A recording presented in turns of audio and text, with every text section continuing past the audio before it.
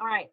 So happy Friday, everybody, and happy National Infertility Awareness Week. National Infertility Awareness Week officially started last Sunday and it officially ends tomorrow. But every day is Infertility Awareness Day in my life and in Dr. Simon's life. Hopefully not every day, Kerry, for you, but I know you're very passionate about this. So, so I am so happy to be hosting a chat, a conversation on this rainy Friday with two of my favorite colleagues that I get to work with who are now friends. And that's one of the best parts of this job. And I am Kate Weldon LeBlanc. I am the executive director of Resolve New England and absolutely love that job, being in this job. And I am joined today by Dr. Alison Zimon from CCRM Fertility Boston and Carrie Hines. And I would love for each of you to introduce yourselves, if you would, and share a little bit about yourself and a little bit about your professional roles. And I'll just start and then I'll pass it over to you, Alison. So just as people know, I'm the executive director of Resolve New England, and my husband and I went through infertility for several years. And I never say that we had infertility because although we're not trying to build our family anymore, we really obviously never stopped having it because we had hoped for more children, and that didn't happen for us. But we are very grateful to be the parents of a daughter who's now 12 and through IVF. And so I am happy to be in this role because like I said, I'm grateful to be a parent, but I also feel like, the journey doesn't feel that far away at all because in some ways I feel like you're always in it because you didn't feel like you had control over your own reproductive destiny or your family building destiny. So Alison, would you please introduce yourself? Yes, of course. Hi, Kate. Hi, Kerry. Am I sounding okay? Yeah, you sound good. So yes, I'm Alison Zimon. I'm a reproductive endocrinologist with CCRM Boston Fertility, based in Chestnut Hill, and I take care of fertility patients. That's what I do day in and day out, and I'm a big believer in stress reduction. I mean, for all aspects of life, and particularly in the setting of fertility, it is stressful in itself, and especially these times with COVID-19. That is taken up many notches. So I do yoga myself, and I believe in other ways that we can minimize stress, and that's why I love working with Carrie Hines, because she's a fabulous yoga instructor, and I love working with you, Kate, because you provide all these resources for our patients to minimize their stress. So yeah, that's who I am. Thank you for having me. Sure, thank you for joining us. Carrie? Yes, so hi, I am Carrie Hines. I'm a yoga teacher here in the Boston area. My home school, oh, I'm stuck in home school. My home studio is down under School of Yoga in Boston. And I predominantly teach fertility, prenatal, postnatal, and restorative yoga. And a few years ago, I started teaching Fertile Body Yoga, which is a weekly class, which is specifically designed to support fertility. And this was really much a response from my own personal experiences with 3+ years of fertility treatment. I'm also very grateful to have 2 wonderful little boys who are 6 and almost 8 right now. So it really, this whole world has, changed my life. I love how it's come full circle for me. It's really where my heart lies in my teaching right now. So happy to be here. Yeah, well, thank you so much. Thank you for being with us and also for everything that you do. And we so appreciate how you've integrated fertility into your work. So thank you so much. And it was obviously a natural thing to fit into your work, given your own background. So I am actually here at the Resolve New England office for the first time in over a month. So it's really kind of like a little bit emotional for me to be here. I've been missing this place a lot, but obviously the work has gone on remotely, as you have hopefully been seeing us doing things. So I really wanted Alison and Kerry to join me today to talk about this because they recently were kind enough to co-author an article that ran in our Resolve New England magazine about the interconnection between stress and fertility. And I loved the article. And, you know, this is a topic that's really important. And it's also one, I'm very protective always of our community. And I trusted these two women to write about this issue in a way that didn't create more stress. And even as they acknowledged in the article, there is nothing that makes you more stressed than someone telling you to relax. And I loved that they said that. And that's just an example of how they approached this topic with such gentleness. And and especially as Alison said, especially right now, things are so stressful. And I've been seeing a lot of really great things, and that's part of why I wanted to have this conversation. Great things about trying to do the best you can to use this time in a positive way, even if you're not able to necessarily move forward with your own family building in the way that you thought you would be right at this moment, to try to use this time in a positive way. But the last thing I would want is for that to feel like another task. And so that's one thing why I'm so glad to have both of you with me, because I know you're as committed as we are to making this very manageable and real in terms of how you can integrate it into your life. So Alison, will you talk a little bit about kind of the basics of what is the kind of intersection between stress and fertility? Sure. Yeah. So, Kate, there's so many facets to this, and some of it is scientific and biologic, and some of it is just your general approach to the world around you and what you have to tackle. And so, there is a lot of research on minimizing stress and how that might help your fertility process. A lot of that has to do with hormones, stress hormones, and natural endorphins, acupuncture, yoga, counseling, how those things may optimize your response. But I think the most important thing, more so than whether you're more likely to be successful with fertility treatment, whether you do these things or you don't. And I worry about those a little bit just before I say the next thing, because then if you don't do that, are you going to be compromising your outcome? Right. And the truth is, there isn't a lot of data to prove that you can alter your outcome, but your experience can be wildly different. So, we know that it's so much easier to go through any experience in life, even that's very stressful, if you minimize it or get the supports or just control your own feeling as you go through this. And so I think that's what I think is the most important goal when you're thinking about stress reduction and fertility. What's so hard for our patients now is, this all of a sudden there's this new experience and new threat in the world that really is changing things. And I'm sure we'll talk about that a little bit more. So, I think the key is to really focus on what works for you and not get caught up in all the science, but what works for you so that the experience of the stressful endeavors you have ahead of you are minimized and you can handle it a little bit better. And again, this is why, working with a lot of the resources that you have at Resolve, and then of course what Kerry has to offer, through yoga and restorative yoga, meditation, all those things are some of the key tools that you can use to help improve that process. Yeah, I love that. And that's how I always felt about acupuncture was I wanted to do it for me. More, right. For my, it was like my time for myself more so than immediately thinking that there was going to be some direct connection. Because as I said, I never want people to feel like if they aren't doing XYZ, whatever it may be, whether it's yoga, acupuncture, pineapple core, whatever it is, I don't want you to feel more stress if you're not doing it. And if you are doing it, I don't want you to think it's going to automatically change your outcome, because there's so many mysterious aspects to this, which is, I know, hard when you're in it.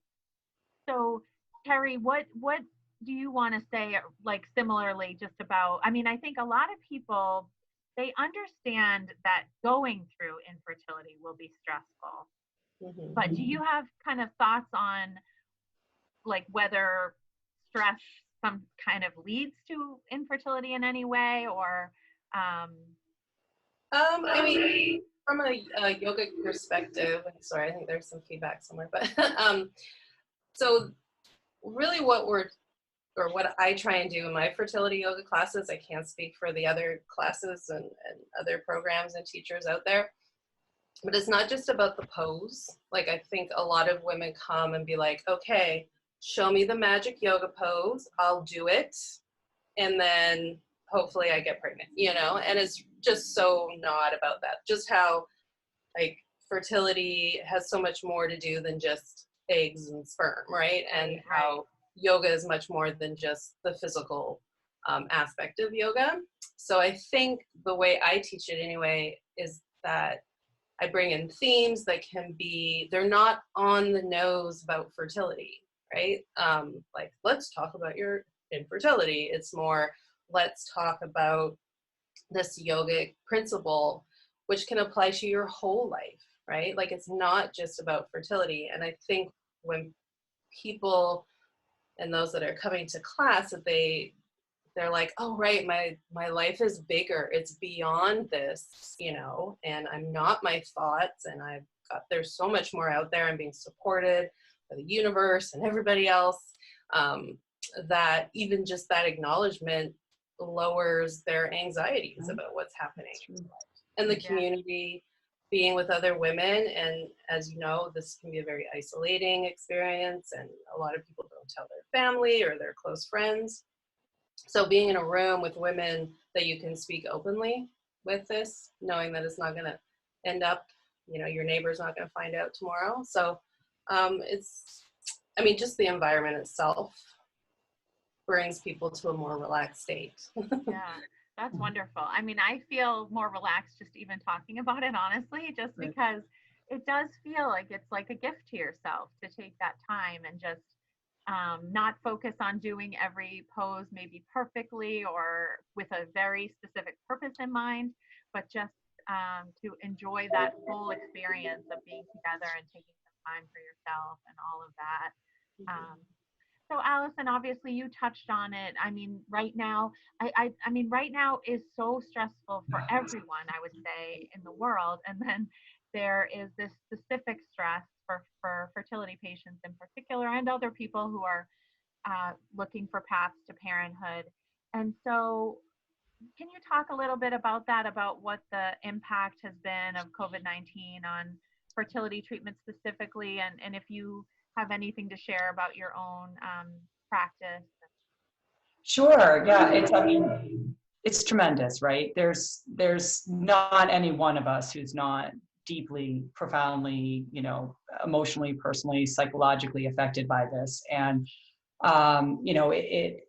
for our fertility patients and those trying to build a family, the specific things that all are dealing with is that all of a sudden, this plan, and for many people, this was priority number one, building their family, doing everything they can, using all the resources to get themselves primed and ready if it is a treatment cycle or if it's even just planning pregnancy. Now there's this concern about this virus in terms of what impact it will have, right? And so, there's that piece of it in terms of pregnancy, right? We don't know that much. What's hard about this virus is that it hasn't been around that long. And, unfortunately, most of the data we have is not alarming, but we just don't know. And even that not knowing is stressful. It's stressful for me. It's stressful to have that conversation every day when we get to the point where we're starting up cycles again and helping everyone get pregnant. What does that mean? And that's the second thing that I wanted to talk about, that,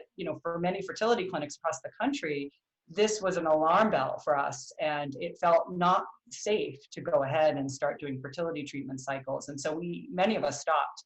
And, the decision was very difficult to do that because, you have to try to guess, is this the right thing to do? We know that this is in some ways not what our patients' primary objective was, but we feel that, collectively with our patients, partnering with them, this is the safest thing to do at this time. Right. And that's another thing that's very different. All of a sudden now, I'm not just taking care of my patients' primary medical concerns, but I'm trying to deal with, profound safety issues, what's going on in Boston, the hospitals, talking with them regularly and saying, when can we start doing treatment again? And all the while, there's this incredible uncertainty for patients. You know, what does this mean? Am I going to be able to get pregnant on the other side of this? Has this time deferral, you know, cost me my pregnancy, particularly if my egg reserve is low, or Right. if I'm older, or, you know, did I have this one opportunity to line everything up? And that's hard. And so, you know, I guess the key is that, you know, all of this is like tremendously stressful. And, you know, I spend a lot of my time trying to figure out ways that we can accept, you know, what is really hard to accept, and then finding ways to cope with it. And so again, I'm so thankful for both of you, because you provide the resources that really are of, you know, great benefit to patients, right? Even just social media, even what you offer online, Right. you know, Right. Resolve New England or Down on Your Yoga, and a lot of, I know Kerry does a lot of, you know, sessions online and has a lot of things that you can do. That in itself, and, you know, obviously there's the real more one-on-one supports that you can offer. So yeah, it's coming to terms with, you know, the unfathomable, right? And Right. so that's pretty much how this has affected it. The good thing is that we know that this is not forever. It may be something that we have to deal with in the fall again. It may be something that we have to deal with for 2 years. We don't know, but we know that this won't be forever, right? That we won't be battling this virus. Society will come up with ways that we can manage this. But still, at this moment in time, it feels incredibly uncertain and stressful. Yes. Yeah. Thank you so much for sharing about that. And hopefully the plans we're putting in place now are those that we can use anytime, you know, Right. hopefully this rears its ugly, hopefully it doesn't rear its ugly head, but if it does, hopefully we'll have these strategies now in place to react to them. And I think the nature of your practice is that you and Dr. Steyer and your whole team are very hands-on, and in your normal way of practicing, you're really holding people's emotions in addition to just analyzing them physically. But I would say now you're probably holding their emotions even more, and you're less able to really deal with them because you're in a setting like this where you're doing it through telehealth for the most part.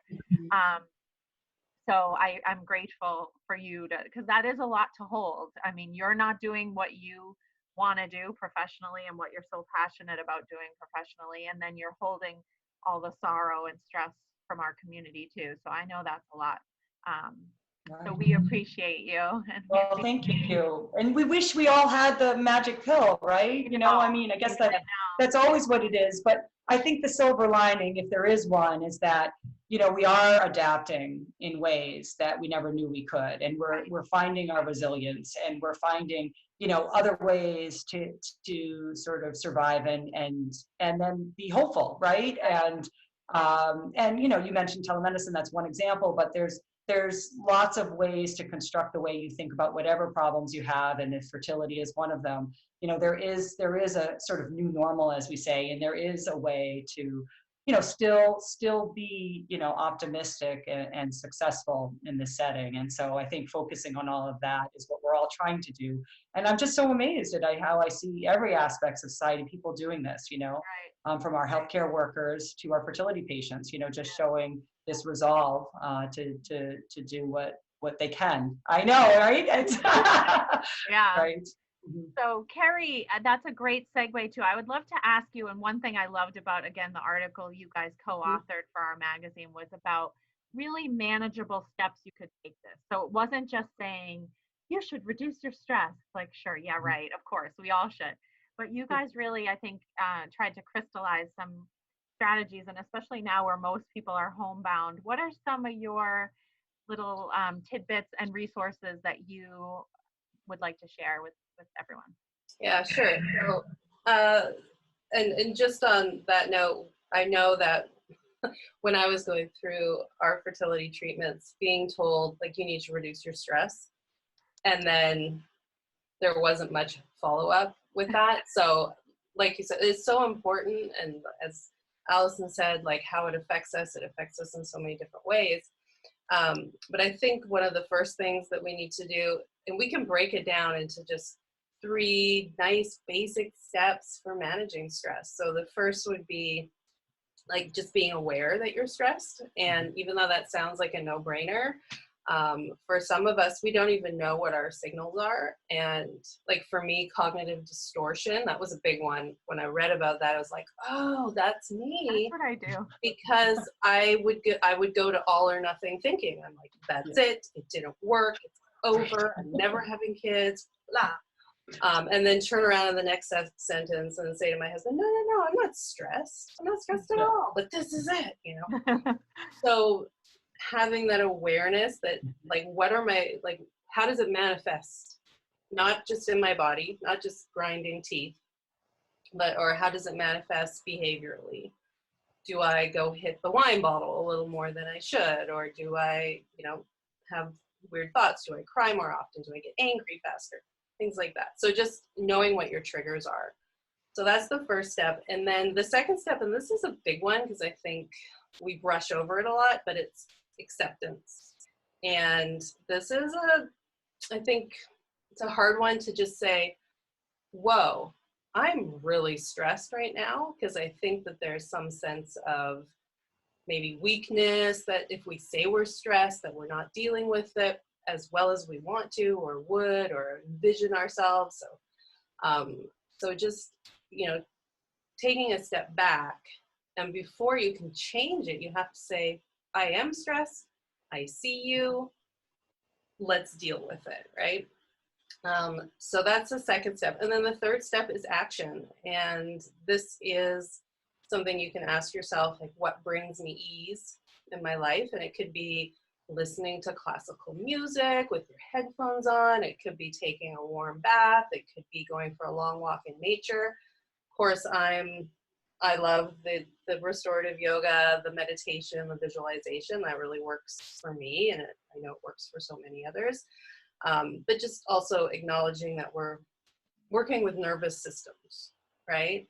And like what might be totally calming and relaxing to me, laying down in stillness for 20 minutes in a restorative pose with weight on my stomach or whatever, may not be relaxing for the next person, right? So coming up with an action plan of sorts for yourself, like when you start to feel your alarm bells go off and you say, oh my gosh, I'm stressed, then you can turn to your action and go and do it. And of course, you know, yoga, I feel like I've been flooded lately with, you know, I'm in the yoga world, but like every email I get is free meditations and more yoga and like free yoga, restorative yoga, why yoga is important. And I think they're definitely a huge basis for it, and it's such a wonderful offering for many. But it, you know, it could be a meditation that you are really called to. You could love visualization. I love visualization for me, and like soft, super chill music. So yeah, it's a bit of a exploratory action. Like, how do I find what works for me? Yeah, And I love think, that. It's not one size fits all. No. As you said, And, yeah. Yeah, and if we're speaking of people that have, I know it's a whole other topic, but coming from a trauma-informed perspective, like, you know, with the nervous system, being still, being in a dark room is not for everybody. Right. So yeah, so having that awareness and giving people choice in how to deal with it is also really important.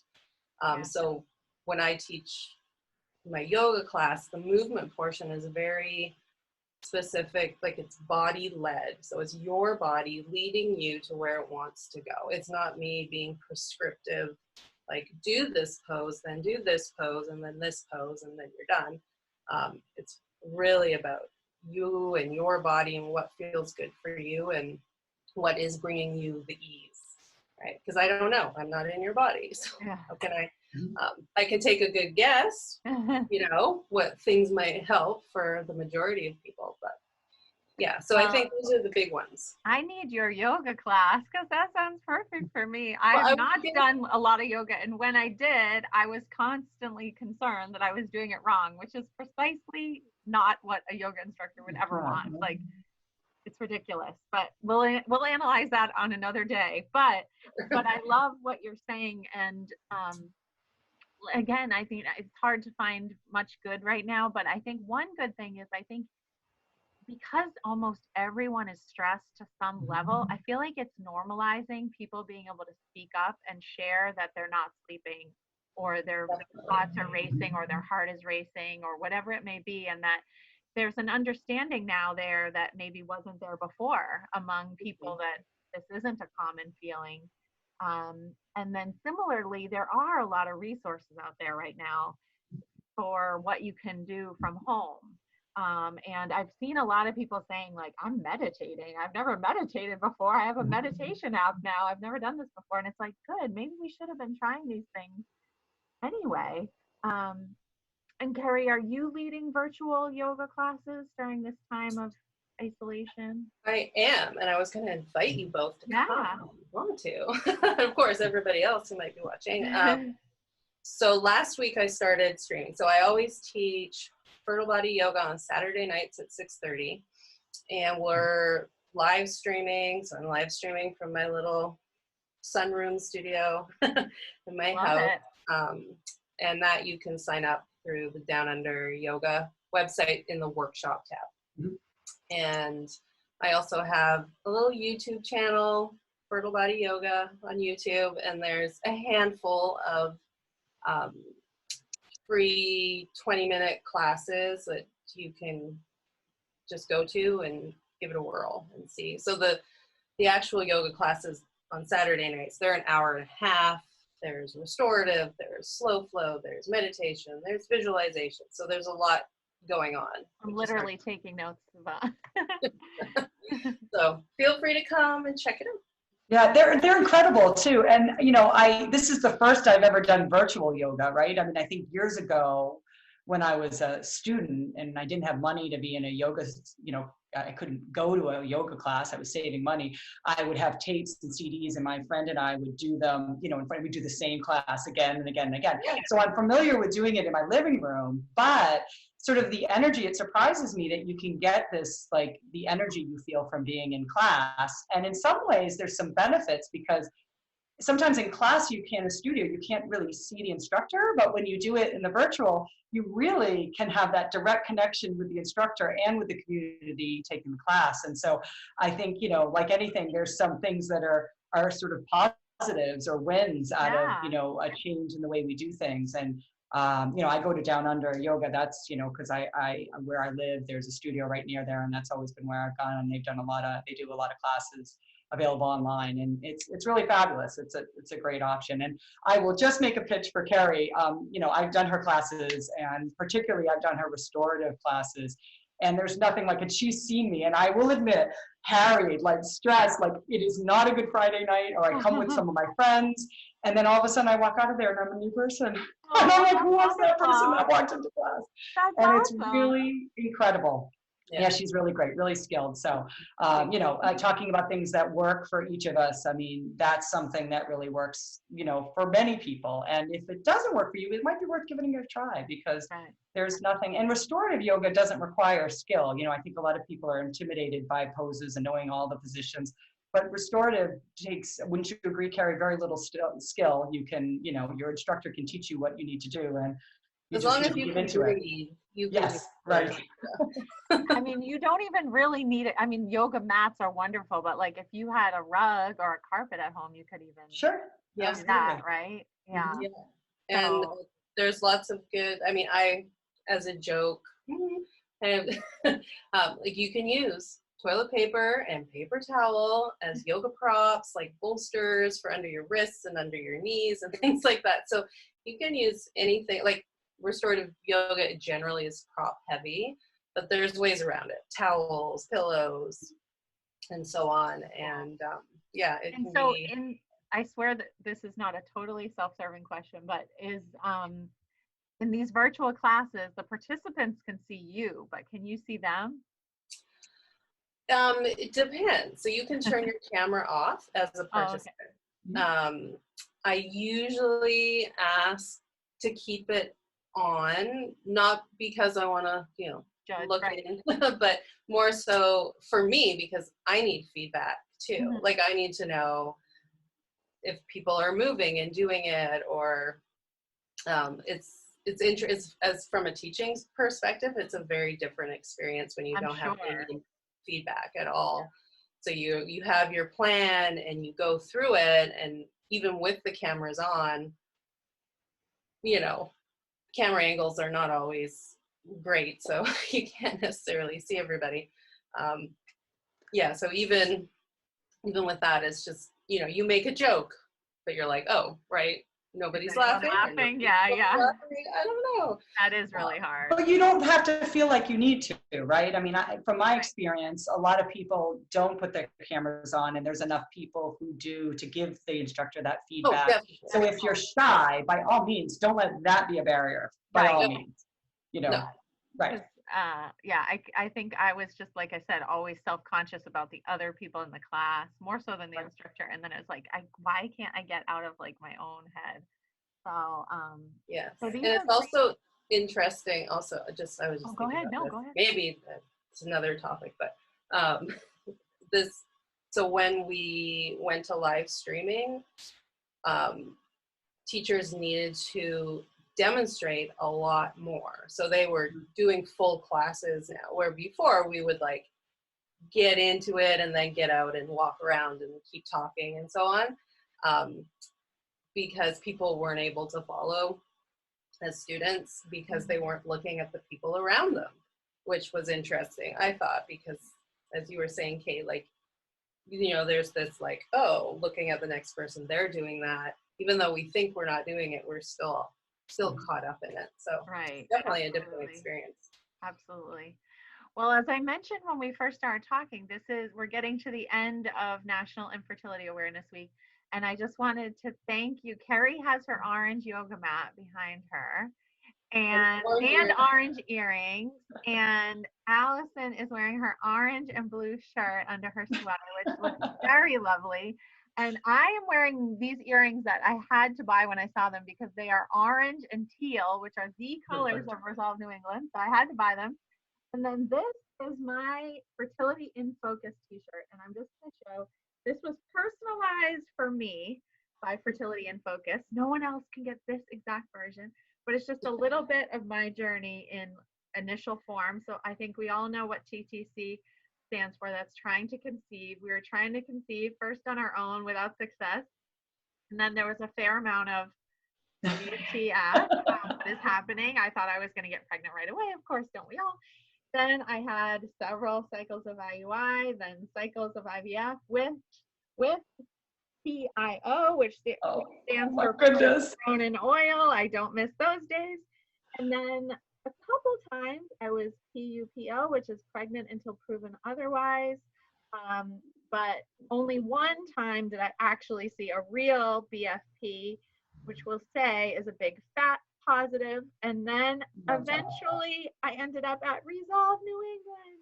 So shout out to my beloved friend at Fertility in Focus, Brooke, who, if people don't know, Fertility in Focus makes these amazing IVF planners that are beautiful. And she's been kind enough to donate them in the past to the Walk of Hope and to our conference. It helps you gain a little control just to put all the parts of IVF down into that journal. So shout out to her. This conversation is not sponsored by Fertility in Focus, but and my t-shirt was not to entice me to give this little testimonial, but it's genuine. So I think, you know, I'd love to just hear if you guys have any kind of like last bits of advice for our community. Like I said, it's one of the many things I love about you guys is that you actually don't just tell people, oh, relaxing would be helpful, but really try to give people concrete reason, you know, strategies for dealing with it. And honestly, there's a lot of patients right now who are like, the only thing that will reduce my stress is being able to get back into care.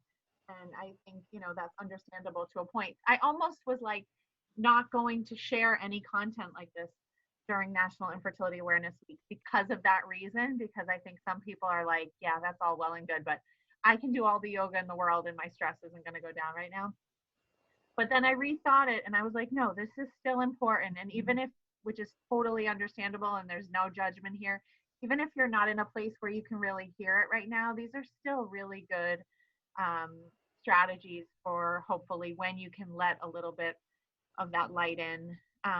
So Kerry, do you have any last little bits of advice you could share? You already shared some really great nuggets, but just I didn't want you to feel like anything was there that you had been hoping to say. Yeah, I think maybe just the message that I'd like to pass on, that even taking one focused, mindful, deep inhale and exhale is so beneficial. And then that one little inhale and exhale will grow to maybe 3. And that it doesn't have to be this huge, overwhelming step, like I need to find an hour and a half to do a yoga class or sit down for half an hour and meditate. It can be just as simple as just a breath, if that is all right now you can hold on to, and then see where it grows from there. Like, we don't have to be so, we're like that as a society. Like, this is good for us, let's do it. Boom, we throw everything in, we do it for a week, and then we move on to the next thing. Small, little tiny steps to it. And that's how I started meditating. I would meditate for 30 seconds because that was all I could handle. Yeah, I love that. I love that. Sometimes my trigger, you were talking about, know your body, know your trigger, or, know when you're stressed. Mine is usually middle of the night, not being able to sleep and not being able to calm myself down. And a lot of times I actually say to myself, breathe in and then breathe out, because I can tell I'm even, in bed, I'm like holding my breath and not really taking good breaths. So I love that advice. And it's kind of like, even when we feel like we can't, we can all do that. We can all do that. Alison, what about you? Is there anything you wanted to make sure you said before we close today? Yeah, sure. So I think that it's really important to not to try to use resources that you have. And I think Kerry had alluded to the community aspect of the work she does. Obviously, there's a lot of community. If community helps you, seek that out. And what we do in our own practice, in the way that we can, there's always avenues to reach out to us. You had mentioned telemedicine. I've spent a lot of time reaching out to all my patients who are put on hold and have a focused conversation about this period, how to manage this deferral, the stress of it. Your professional, supports are important, your friends and your family. And then if you can't, a lot of people I'm finding can't integrate themselves with normal society right now because the problems are so hard. And that's okay too. So I think just look at all the resources that are available and find what works for you. And I think that's the key message, is that, recognizing that the stress and the stressors, like Kerry was saying, and then try your best to figure out what works for you. And making that little accomplishment is incredible in terms of how it makes you feel good, rather than being like, I can't, or I haven't, or there's this barrier. I did this and I feel better, and that's a success, and they can be little successes right now. And it might be even just a little bit of meditation every day, but then you've done that. So that would be my guidance. And just stay, keep the hope. And, we feel like together as a society, we'll get through this. And, I think we help each other out. So that's what I would want to say. In addition, thank you. Thank you yes. both. Well, I love you for saying that, because community is the cornerstone of our mission. And I did not mention that peer support, obviously, we feel is such an essential way to reduce your stress and to reduce your isolation. Our mantra is find your people that have gone through infertility or other struggles to conceive or other struggles to build your family or are going through it now. And just connecting with them really, really helps, because a lot of your friends and family, they just don't know what it's like. They're imagining what it's like, but they don't know for sure what it's like. And so obviously our peer support groups aren't meeting in person right now, but we have an abundance of virtual support group options on our website. They're all free. And one thing, again, that's been wonderful, again, it's hard to find the good, but because they're virtual, they're open to anyone, not only all across New England, but people have been joining from all over. And I think also some people that maybe were hesitant. We've always had virtual support group options, not as many as we have right now, but we always had them and they haven't really taken off. And I think it was that a lot of people were reluctant to try. But now, because it's the only choice, a lot of people have been trying, and the response has been really great. People have been saying, could we meet again, like sooner, you know, which is so lovely. And our group leaders are volunteers, and they are amazing. So all that information is on our website, resolvenewengland.org. And so thank you, Alison from CCRM Boston, and Kerry from Down Under Yoga, and many other, you yourself are your own wonderful entity and resource. So thank you both so much. When I share this, I'm going to definitely share the links to your websites, um, and then that will be great. And thank you so much. And I hope everyone stays healthy and as well as possible. And I can't wait till we're all together again in person. Yes, likewise. Thank you so much, Kate. Okay, It's been a you're pleasure. welcome. Thank you, Carrie. You're So great to see you both. Thanks, Alison. I'm just